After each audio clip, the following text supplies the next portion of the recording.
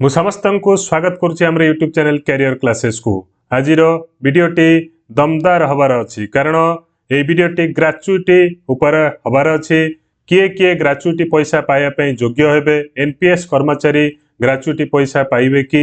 Gratuity हिसाब रो सहज formula कौन अच्छी लेटेस्ट रूल कौन अच्छी चलतु जानिबा ग्रेचुइटी उपरे वीडियो को लाइक करिवे एवं चैनल को सब्सक्राइब करिवे। तेणु चलतु वीडियो को आरंभ करिबा देखिबा डिटेल्स कौन अच्छी ग्रेचुइटी उपरे। तेणु प्रथमे देखिबा हमर ग्रेचुइटी अमाउंट कहले कौन बुझा जाए। प्रथमे आपण माने देखंतु एठी gratuity refers to the amount that an employer pays to his employee अर्थात आपण माने जोठी चाकरी करछंती जो कर्मचारी जो जगार जो कंपनी रे किंबा जो गवर्नमेंट सेक्टर रे चाकरी करछंती सेठी आपण माने जो चाकरी करछंती सेटा हला कोन ना एम्प्लॉयर अर्थात जी आपण को चाकरी देइछि सेटा हला कोन ना एम्प्लॉयर अर्थात आपण माने जो सर्विस पीरियड ऑफर करंती अर्थात आपण माने जो सेवा कंपनी को बा ऑफिस को जोगाई देई थांती तारी बदल रे आपण मानकर सेही कंपनी बा हमर गवर्नमेंट सेक्टर कौन करे ना ग्रेचुइटी प्रदान करे एम्प्लॉई को अर्थात एम्प्लॉयर ग्रेचुइटी को प्रदान करिवो काहा को ना एम्प्लॉई मान को प्रदान करिवो। तो ये जो ग्रेचुइटी अमाउंट दिया हबो एटा गवर्नमेंट सेक्टर रही पारे नहल नाही प्राइवेट सेक्टर बोथ रे एप्लीकेबल हबो अर्थात आपण माने बोथ सेक्टर रे ग्रेचुइटी अमाउंट पाया पई योग्य हेबे। कारण देखिबा देखंतु कोन अछि तार नियम ना only those employee who have been employed by the company for 5 years of continuous service अर्थात आपण माने जदि कंटिन्यूअस 5 year रो सर्विस करिथिबे बा सेवा जोगाई देइथिबे जे कोनसी सेक्टर हो गवर्नमेंट की प्राइवेट सेक्टर हो ताहले आपण माने ग्रेचुइटी अमाउंट पाया पई योग्य हेबे। काहे कि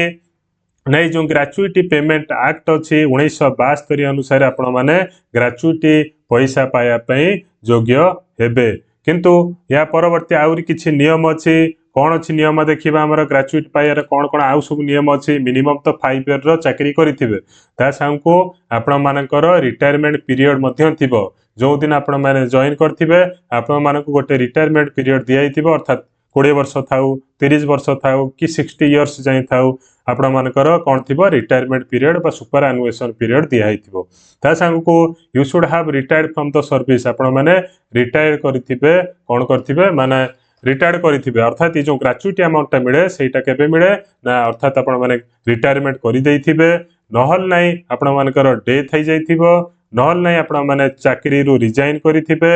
एवं नहल नाही आपण माने वीआरएस बा वॉलंटरी रिटायरमेंट सर्विस नैथिबे ए सब क्षेत्र रे आपण मान को ग्रेचुइटी अमाउंट मिलिबो। तो ये जो ग्रेचुइटी अमाउंट रो मिलिबार एठी आ गोटे कथा मन रखिबे जो 5 वर्ष चाकरी करिवे सेटा कंटीन्यूअस 5 वर्ष होइथिबा दरकार ता भितरे अन्य अन्य सुविधा जेमति कि आपण माने लीव नैथिबे कैजुअल लीव हो कि मैटरनिटी लीव हो कि अलग प्रकार लीव हो से प्रकार लीव नेले मध्य एथरे कोनोस प्रकार इफेक्ट पड़िबो नाही आपण मानकर 5 वर्ष कंटिन्यूअस सर्विस रहिबो। ता सांको जो डेथ ग्रेचुइटी अर्थात आपण माने जदि 5 वर्ष पर किंबा 5 वर्ष पूर्व मध्य डेथ हो जाए कि एक्सीडेंट केस रे कि सिकनेस केस रे हो जाए ताहले मध्य आपण माने ग्रेचुइटी पाइबे। तार नियम मु लास्ट को देखै देबी कोन अछि तार नियम देखै देबी लास्ट को। तो ए जनरल केस रहिला आपण मानकर ग्रेचुइटी अमाउंट ड्रॉ करिया पाई। तेणु ग्रेचुइटी कैलकुलेशन केमित करिवे तार सहज फॉर्मूला कौन अच्छी ग्रेचुइटी जो कैलकुलेशन आमे करिबा ग्रेचुइटी कैलकुलेशन रा सहज फॉर्मूला कौन अच्छी। तो प्रथमे आपण माने देखि नेबे ए एलिजिबल कंडीशन अच्छी तापर जाई कि आपण माने ग्रेचुइटी कैलकुलेशन करिवे एवं ग्रेचुइटी पेमेंट एक्ट जो अच्छी 1972 जो अच्छी ताकू जाई कि आपण माने पढ़ी परिबे डिटेल जानि परिबे। तने देखिबा ग्रेचुइटी कैलकुलेशन केमिति करिवे। तने एठी देखंतु लिखाई छि ग्रेचुइटी कैलकुलेशन रा फार्मूला एठी लिखाई छि n * b * 15/26 एटा हला ग्रेचुइटी कैलकुलेशन रा फार्मूला अर्थात n कहले कोन ना n हला number of years service in the organisation अर्थात आपण माने जोठी चाकरी करछंती केते वर्ष चाकरी करछंती सेटा हला कोन ना n बा नंबर ऑफ इयर्स केते वर्ष चाकरी करछंती। तापरे b टा होची कोन ना b टा हला बेसिक सैलरी इंक्लूडिंग डी अर्थात आपण मानकर लास्ट ड्रॉयल रो सैलरी बा बेसिक सैलरी केते अछि कहा को मिसई कि ना डीए को मिसई कि अर्थात डीए को मिसई कि आपनकर बेसिक सैलरी केते अछि ताकू मध्य देखिबे। तापरे ये जो 15/16 ये तो दीटा गला n * b इंटू 15/26 जो अच्छी 15/26 टा कौन तो ये 15 डिफाइन्स कौन ना हाफ ऑफ द मंथ अर्थात गोटे मासर अधा गोटे मासर अधा केते 15 दिन तेणु 15 दिन रहिबो 15 डेज अर्थात गोटे वर्ष आपण माने जदि चाकरी करिवे 15 डेज रो गोटे एक्स्ट्रा पीरियड आपण मानकू दिया हुए ता सहित गोटे 26 है कौन ना 26 है number of working days in a month अर्थात गोटे मसरे 26टा वर्किंग डे थाए एवरेजली नियाइचे एक्सक्लूडिंग संडे को छाड़ी टोटाल 26टा कौन रहिबो ना वर्किंग डे रहिबो अर्थात एन हेगला कौन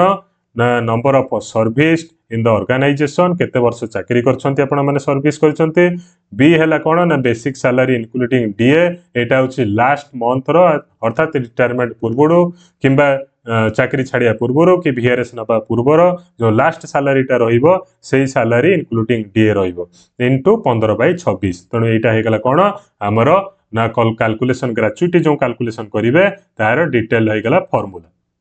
तापर आमे देखिबा ग्रेच्युटी कैलकुलेशन करिबा ग्रेच्युटी कैलकुलेशन आपण माने वीडियो को देखंतु नले पुणी भूलभाल हे जिवो आपण माने कमेंट सेक्शन में कमेंट करिवे तेणु वीडियो को लाइक करिवे चैनल को सब्सक्राइब करिवे तेणु चलंतु रूल अच्छी किसी ग्रेच्युटी कैलकुलेशन करियार रूल मध्य किसी अच्छी नियम अच्छी ये फॉर्मूला कैलकुलेशन फॉर्मूला पाइगले जदि कैलकुलेशन करदेवे से भूल हो जाई पारे तेणु से किसी नियम अच्छी नियम कौन अच्छी देखा ना amount of the gratuity can not be more than 20 lakh अर्थात आपण मानकर जदि ग्रेच्युटी अमाउंट कैलकुलेशन करेंगे जदि 20 लाख रु अधिक हो जाए सेटा हम ना अर्थात लिमिट केते ना 20 लाख मैक्सिमम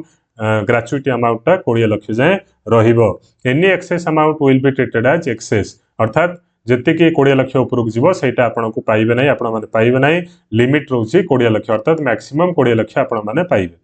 तापरे सपोज आपण मानकर टेन्यूर ऑफ सर्विस हला 16 वर्ष 7 मास आपण माने चाकरी करछंती 16 वर्ष 7 मास ताहाले सेटा कोन कराबा ना जो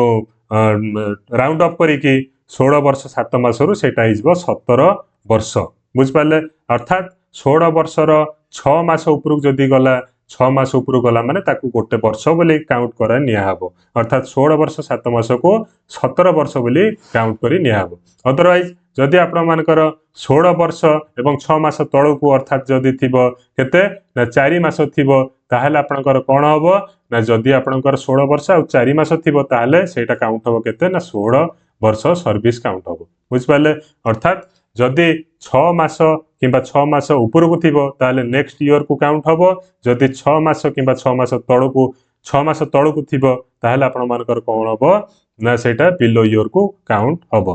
हैला तापर आउ कौन अच्छी ना ग्रेच्युटी अमाउंट जो होची टोटली टैक्स एक्जेम्प्टेड हम अर्थात आपण माने जो आईटी सेक्शन 10 आउ 10 10 10 रे लिखाई जे ग्रेच्युटी अमाउंट आपण माने जेतिक पाइबे सेथरे कोनोसी प्रकार रो टैक्स दबा को पड़िबो नाही बुझ पाले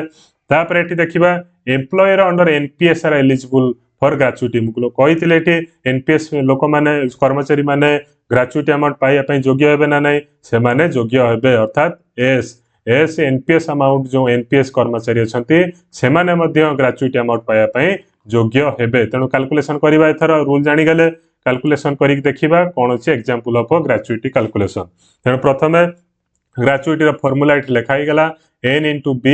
into 15/26 तेणु एथरे n टा रहिला टेन्यूर ऑफ सर्विस आपण माने जानिले b टा हला कोन ना last drawn basic salary plus DA हला तापर एठी माने कर एग्जांपल नियाइछि लेट हमर tenure of service of the employee हला 30 इयर्स अर्थात आपण माने सर्विस करछंती केते वर्ष ना 30 वर्ष चाकरी करछंती आपणकर हला तापर basic salary of the employee माने कर हला 44900 बेसिक सैलरी केते होचे 44900 लास्ट ड्रॉन अर्थात आपण मानकर रिटायरमेंट पूर्व मासटा बुझ पाले तेणु लास्ट ड्रॉन सैलरी हला मानकर 44900 मु ए डीए रे हिसाब करछ अर्थात एबे डीए केते चलीछि ना 50% डीए चलीछि तेणु से 50% हिसाब रे 22450 टंका आपनकर डीए हबो अर्थात एई बेसिक पे को हिसाब कले डीए केते हला 22450 टंका हिसाब हो तेणु last drawn total salary basic plus DA केते हिजिबो ना 67350 टंका हिजिबो कोन ना टोटल बेसिक जो सैलरी प्लस डीए को मिसई की टोटल लास्ट ड्रॉन सैलरी बुझ पाले तेणु ये जो 67350 टंका हला तेणु तार ऊपर ग्रेच्युटी अमाउंट कैलकुलेशन हबो तेणु केते हबो अर्थात एन केते निहाइछि एन हला 30 तो एन जगह रे बसैले केते 30 बी केते अछि अर्थात सैलरी केते अछि ना 67,350 ये 67,350 पड़ा इंटू 15/26 आम फर्मूला अच्छी 15/26 15 हरण 26 तेणु ये सब जगह काल्कुलेसन करदे बाहर के 11,65,673 टंका बाहर टोटाल ग्राचुईटी अमाउंट अर्थात आपण मैंने ग्राचुईटी अमाउंट के पाइबे 11,65,673 टंका पाइबे जदि आपण सर्विस पीरियड से अनुसार बढ़ी बढ़ेबे जदि आपंकर बेसिक सैलरी बढ़ी बढ़ेबे से अनुसार काल्कुलेसन करेंगे काल्कुलेसन फर्मूलाटा युटाक है बुझिपारे जदि आपण मानकर डेथ हो जाए जदि आपण मानकर सर्विस पीरियड रे डेथ हो जाए ताहले कौन करेंगे वीडियो को लाइक करेंगे सब्सक्राइब करेंगे शेयर करेंगे एवं देखंतु जदि डेथ हो ताहले कौन करेंगे ना ये फर्मूला लिखाई आपने चाहिए कौन करेंगे स्क्रीनशॉट नहीं पारे देखो ये फर्मूला लिखाई गोटे वर्ष रु कम होते जदि डेथ हो कौन पाइबे 2 इंटू बेसिक सैलरी 1 ईयर रु or more but less than 5 year 6 into basic salary ये टोटाल लिखाई कौन ना कैलकुलेशन अब gratuity in case of death of an employee अर्थात जदि आपंकर डेथ कार हो जाए ताले नोमिनी को मिल क्या मिल ना नोमिनी को पैसा मिल ग्राचुईटी पैसा मिल कैलकुलेशन हम ये फर्मूला अनुसार धन्यवाद वीडियो को लाइक करेंगे और चैनल को सब्सक्राइब करेंगे।